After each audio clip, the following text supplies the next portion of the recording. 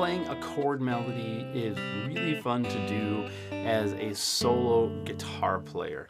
As a guitar player, we can play chords, we can play bass lines, and that will help when accompanying a singer. But if we wanted to do something that is just on the instrument, and we want to have all of the elements of a band there, bass, chords, and melody, how the heck do we do that? We could do that by playing a chord melody. Now you can find chord melody arrangements where everything has been written out for you, but I think one of the most fun things to do after you learn how to read, after you learn some chord shapes, is to apply them to the instrument and create your own chord melody by reading what's called a lead sheet. So I'm going to show you how to do that. We're going to go through 5 different levels, playing the melody by itself, adding in a bass, adding in the chords, making the bass line have some motion, and then adding in some other chord tones. And what you're going to end up with is a way to look at music a little differently, and a way to be a little more creative, to have more fun when you're playing instrumental music by yourself. The first step to playing any chord melody is to just look at the melody. So here we have a very simple melody. The rhythms are as basic as you can get. Everything's pretty much half notes and whole notes. And just get comfortable playing these. All of these are going to be played for me in first position. So I'm just going to play through this melody and keep good time. The suggested tempo is 110, so we're going to stay around there. 2, 3, 4. 1, 2, 3, 4. 1, 2, 3, 4. 1, 2, 3, 4. 1, 2, 3, 4. Now that we can play through our melody, we need to add in the bass note. Now the bass note is the root of the chord, and in our lead sheet, it's the chord symbols that are written above every note. Now the chord symbols are written to show the harmonic rhythm. The harmonic rhythm is when the chords change. So what you're going to do is you're going to play that bass line when you see the chord symbol, and then you're going to try to hold it out as long as you can while you play the melody. So we have this G right here. You're going to play that G, a low G. The bass is going to be your lowest note you can play. You're going to hold that G out all the way until you get to the next bass note, which is E. So you could, if you want, just isolate that bass line and play the bass line only. So we have 1, 2, 3, 4, 1, 2, 3, 4, 1, 2, 3, 4, 1, 2, 3, 4.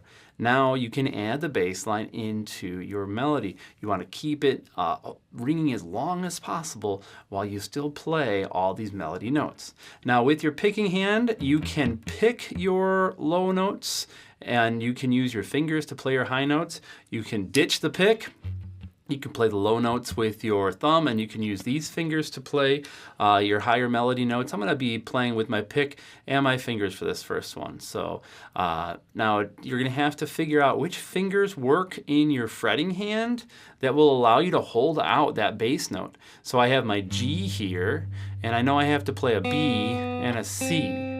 So the only way I could do it is like this. I guess I can kind of go like that, but it's a big stretch. We want it to be easy for ourselves.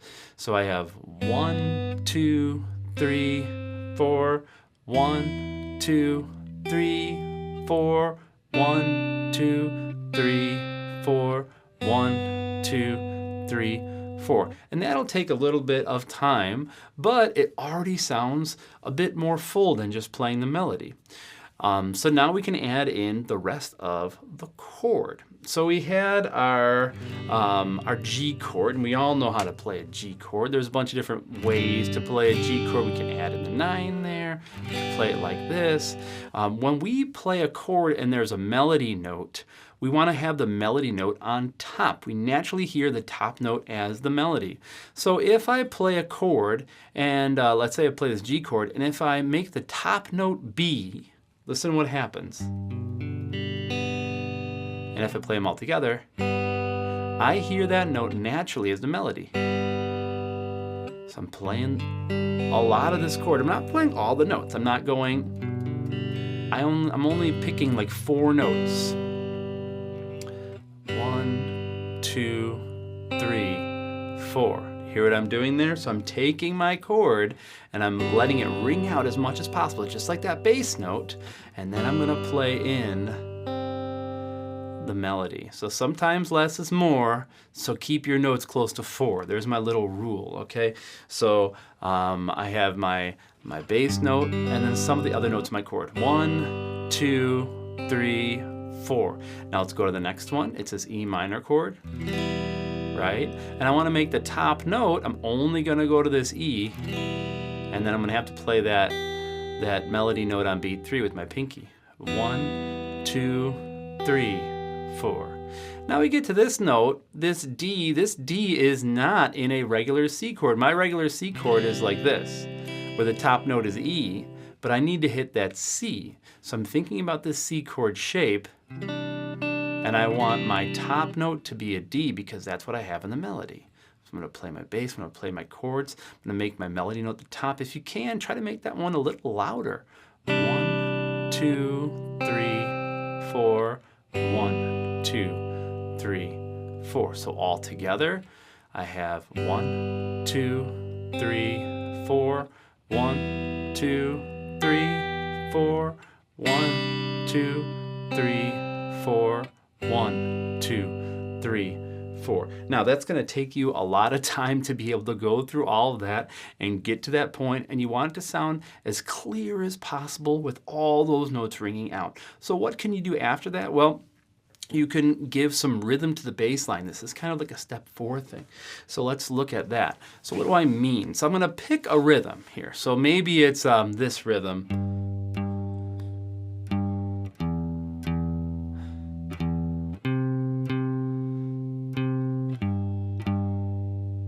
Okay, so that could be my rhythm. I could play that while I just play my melody.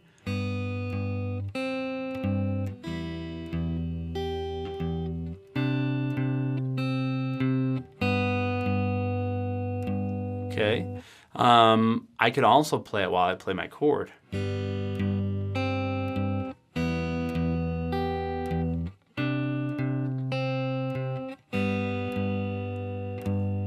And that gives it more motion. Since I don't have a drummer, since I'm not strumming, having that repeated bass line, and it can be whatever rhythm you want, whatever rhythm you can play, just gives it a little more motion. And that also allows you to tell a story if you're doing a longer form arrangement. Maybe you start out where the bass is just playing, the harmonic rhythm is just playing like whole notes and half notes, and then maybe it adds in something later, and that just gives you a little more energy, a little more momentum. So the next step is adding in some chord tones underneath the melody, and we could do this in conjunction with that bass line rhythm, or we could do it totally separate. I'm going to ditch the pick for a second, and I'm going to play a little arpeggio. So here's the pattern. I'm going to play the bass note and the melody, and then I'm going to fill in some other notes. I'm just going to alternate in between my index and my middle finger here.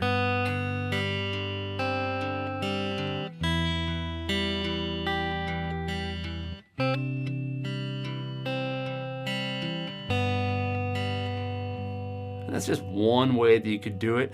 I can play those notes instead of doing this. I can just play them together.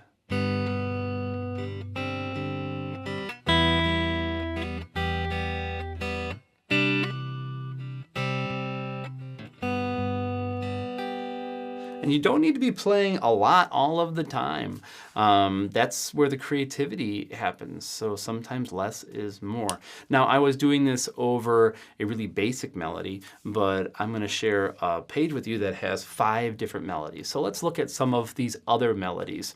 Now, this melody uses a lot of the notes that are inside of the chord. So let's check it out. I'm going to play the most basic chord melody you can. I'm just going to play the bass note here, and I'm ditching the pick, and I'm gonna play these notes. And because these notes are in the chord, if I play the bass on beat 1 and I let these ring out, I pretty much have a chord melody.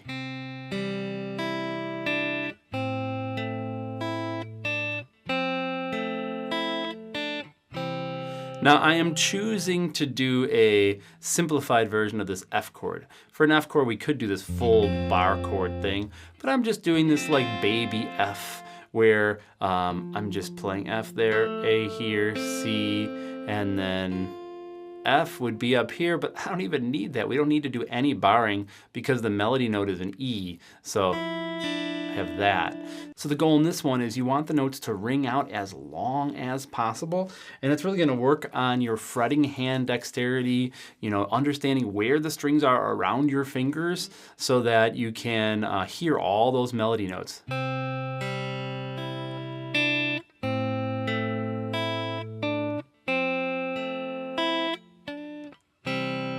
And try to make it as beautiful as possible. Every time you play music, why not try to make it as pretty as possible? Now that was just playing the bass and the melody, and because these notes are in the melody, you're kind of playing a chord melody without having to worry about playing a chord melody. But I could add in some other notes, like on the beat 1 of every chord, I can play the whole chord.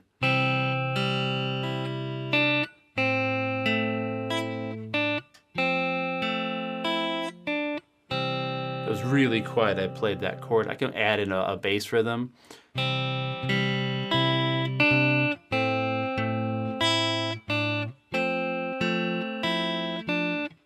That was a little harder. So let's check out another example on the page. Now this example has a melody that, you know, has more at the beginning of the measure than at the end of the measure. So that allows you to do more stuff at the end of the measure. So let's check out some interpretations of this. Let's do just our basic level 1, where you're only playing the bass and the melody. 2, 3, 4. 2, 3, 4. 1, 2, 3, 4. 3, 4. That's okay. Now let's add in the rest of the chord underneath. 2, 3, 4. 2, 3, 4. 2, 3, 4. 2, 3, 4. That's also cool. But maybe we want to add in a bass line. Sometimes I'm going to play the bass just playing the root. Sometimes I'm going to play it as a leading tone. So what a leading tone is, so let's say on beat 4 here, if I was going to D and if I was playing an F, what is in between D and F? That would be an E. So maybe I'd play an E there. So let's see how that would go.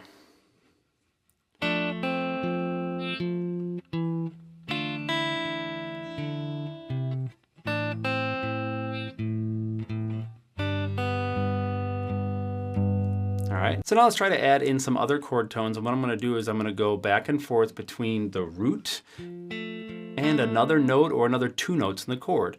And we just need to make sure that the melody note is the loudest because it's the most important.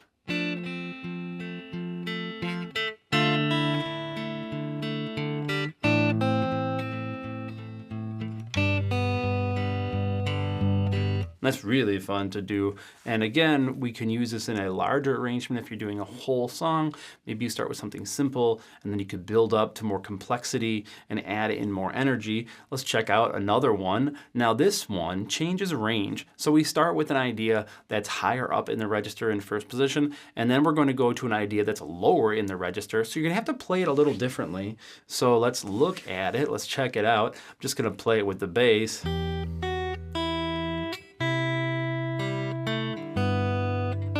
Now we get to this chord, this D over F sharp. This is a D chord, right? F sharp after that slash means that the bass is going to play the F sharp. So for me, when I'm playing chord melody, that allows me to like play a D chord like this, almost using all the 6 strings.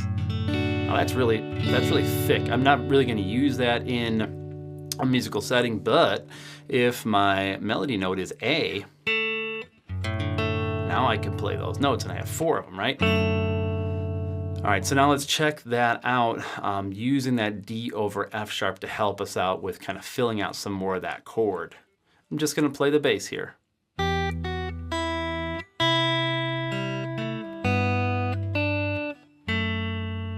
Okay, so the first half is easy. Now let's go to play the second half when things get lower.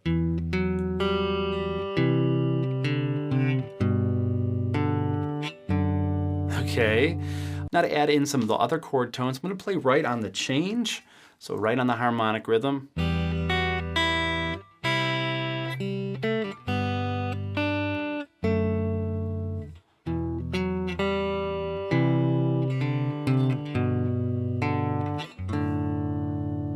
It's really fun to do. I really like that last chord. You could let it ring out. You can find different shapes, different things that sound good to you, and you can bring those out in your arrangements, and that's where the creativity of this occurs. So here is our last one.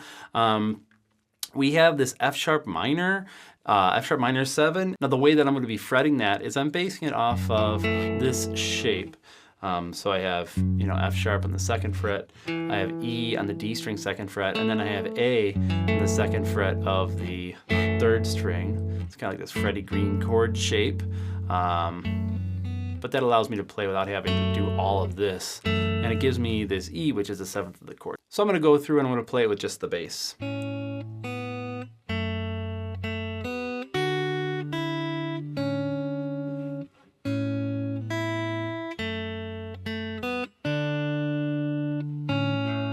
All right, now I can add in some other notes to the chord.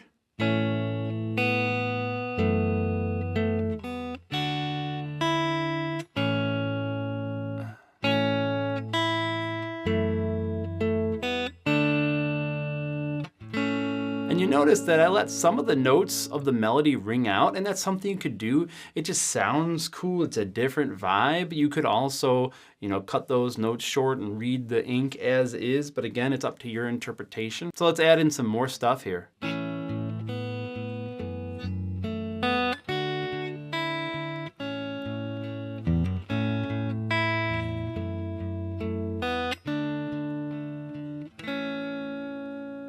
Now in this space, I added in a little bass fill.